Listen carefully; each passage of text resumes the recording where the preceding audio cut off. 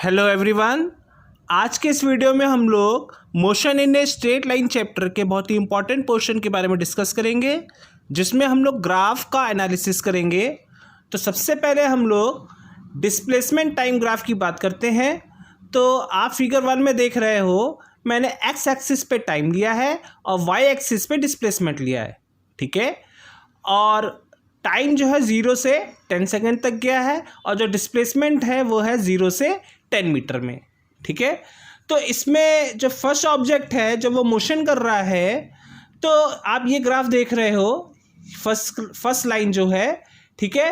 तो इसका जो लास्ट एंड पॉइंट है, तो इससे हमने परपेंडिकुलर वाई एक्सिस पे खींचा, तो ये आपका आ रहा है लगभग 4 पे, ठीक है। तो इसका डिस्प्लेसमेंट कितना हो गया, 4 मीटर, और ये टाइम हो गया आपका 10 सेकेंड, ठीक है।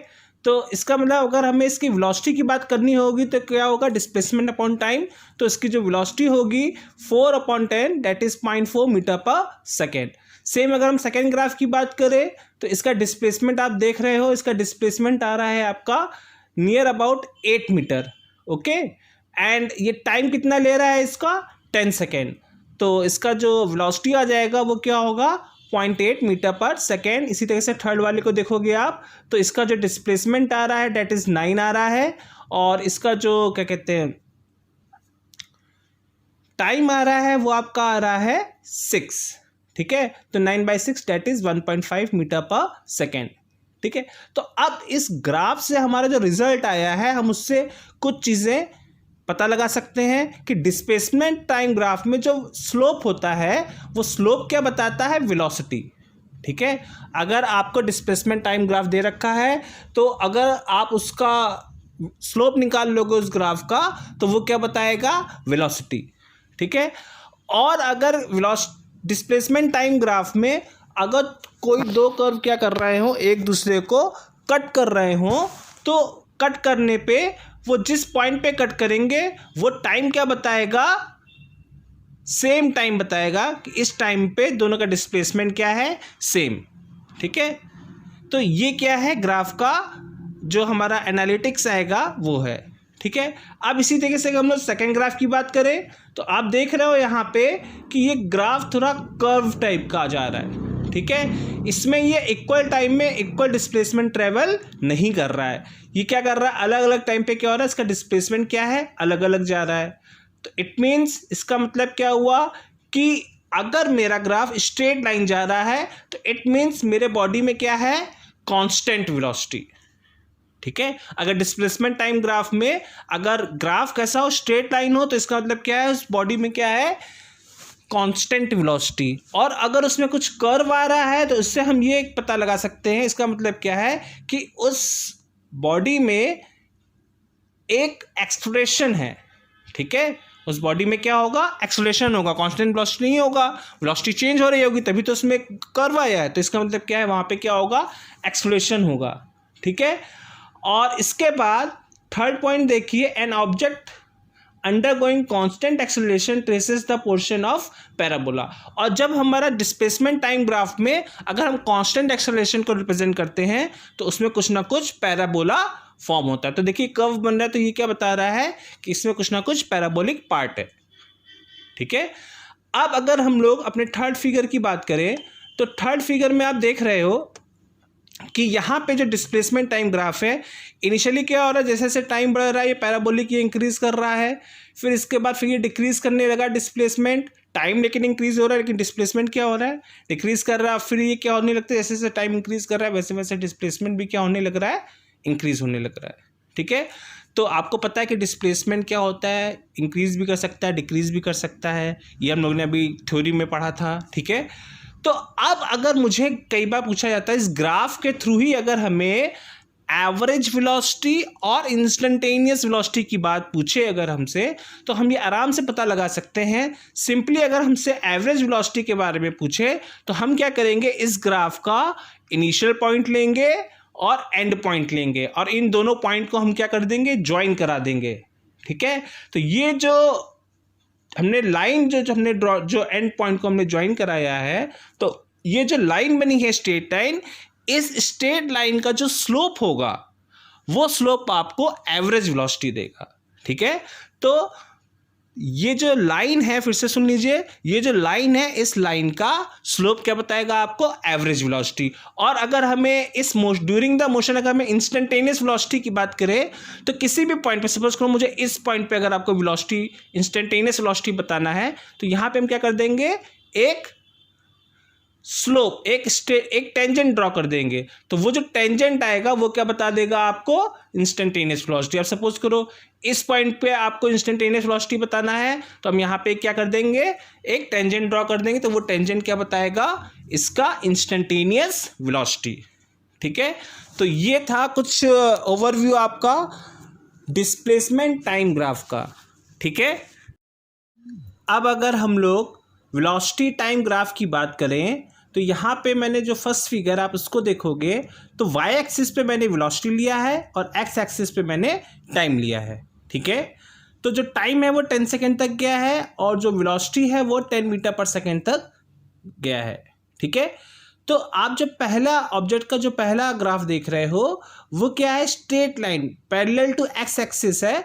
तो पैरेलल टू एक्स एक्सिस है तो इसकी वैल्यू कितनी आ रही है, 3 मीटर पर सेकेंड। मीन्स मेरा जो ऑब्जेक्ट है वो constant velocity that is 3 metre per second से मूव कर रहा है। ठीक है, तो अगर कोई बॉडी कांस्टेंट वेलोसिटी से मूव करती है तो उसमें कोई एक्सेलरेशन तो होगा नहीं, तो इस केस में क्या हो जाएगा, एक्सेलरेशन की वैल्यू 0 हो जाएगी।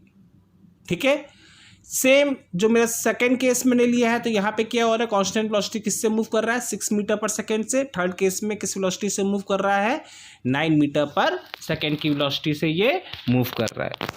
ठीक है, अब अगर हम लोग सेकंड फिगर की बात करें तो सेकंड फिगर में आप देख रहे हो अगेन मैंने एक्स एक्सिस पे टाइम लिया है, वाई एक्सिस पे मैंने वेलोसिटी ली है। तो यहाँ पे अगर हम फर्स्ट ऑब्जेक्ट की बात करें तो ये फर्स्ट ऑब्जेक्ट जो है वो 10 सेकेंड तक मूव किया है और इसकी जो वाई एक्सिस पे जो वेलोसिटी की वैल्यू आ रही है वो है 4।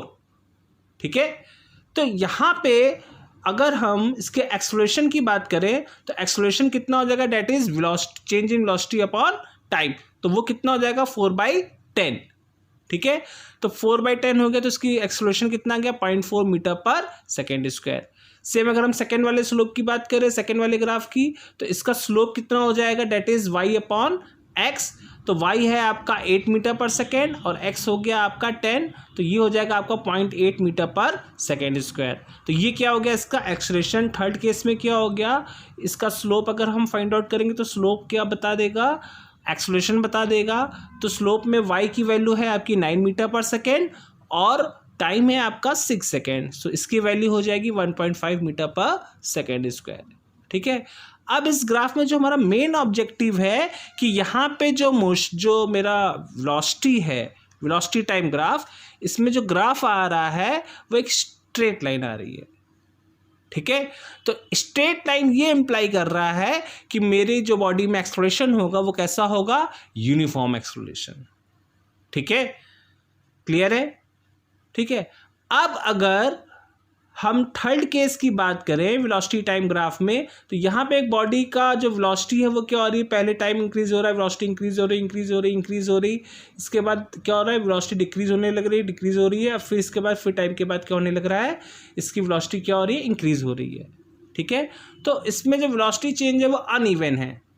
ठीक है, तो इस केस में अगर हमें एवरेज एक्सेलरेशन की बात हो कि एवरेज एक्सेलरेशन क्या होगा, तो जैसे हमने डिस्प्लेसमेंट टाइम ग्राफ में एवरेज वेलोसिटी निकाली थी, ठीक उसी तरीके से इसमें भी हम लोग एवरेज एक्सेलरेशन निकालेंगे। इसमें भी क्या करेंगे, ग्राफ का इनिशियल पॉइंट और एंड पॉइंट को हमने क्या कर दिया, ज्वाइन करा दिया स्ट्रेट लाइन के थ्रू। जैसे हमने इन दो पॉइंट्स को ज्वाइन करा दिया तो इस लाइन का जो स्लोप होगा वो आपको एवरेज एक्सेलरेशन की वैल्यू बताएगा।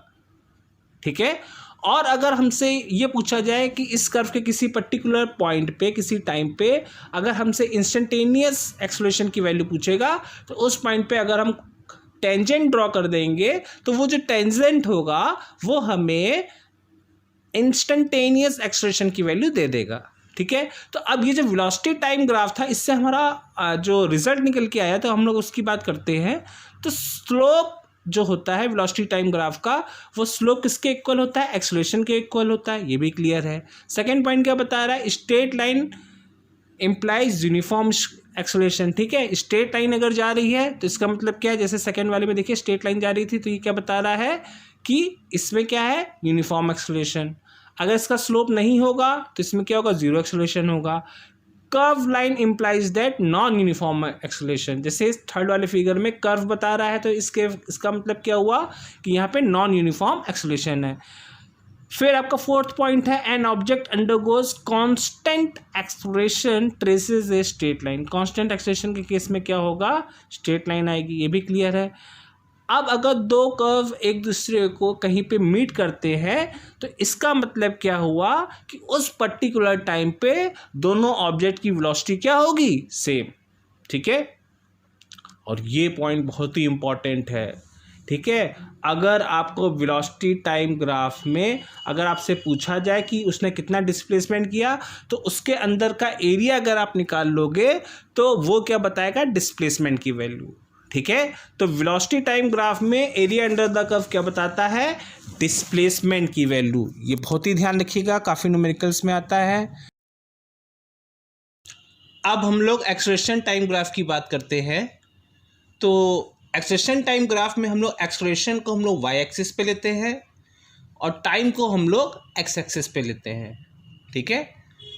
अब इस ग्राफ में मैंने अगर कोई body under the gravity freely गिर रही है तो उसके कारण जो एक्सेलरेशन होता है उस बॉडी में, वो acceleration 9.81 metre per second square होता है। तो अब ये जो एक्सेलरेशन है, कांस्टेंट एक्सेलरेशन, ये देखिए मैंने यहाँ पे दिखाया है इस रेड लाइन से, और ये कांस्टेंट है तो क्या होगा, एक स्ट्रेट लाइन के थ्रू मैंने रिप्रेजेंट किया है, ठीक है।